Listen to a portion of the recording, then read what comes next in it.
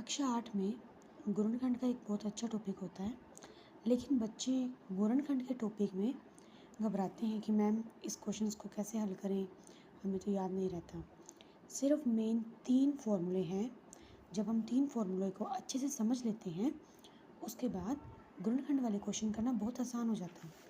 सबसे पहली बात है, पहला जो हमें बीजीय व्यंजक का जो याद रखना है वो है a प्लस बी की जो होल स्क्वायर होती है, उसका फॉर्मूला होता है a square plus b square plus 2ab।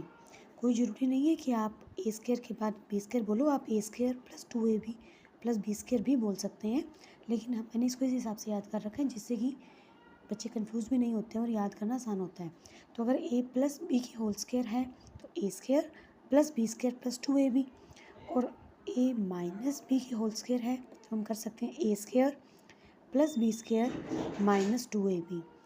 इन दोनों में खास बात ये बात है कि अगर प्लस है तो भी ये दोनों प्लस में रहेंगे, माइनस है तो भी ये दोनों प्लस में रहेंगे, लेकिन जो इनका प्लस 2ab है वो प्लस में, अगर प्लस में है तो माइनस में है तो माइनस का 2ab, इसलिए इस फॉर्मूले को इस फॉर्म में लिखा हुआ है।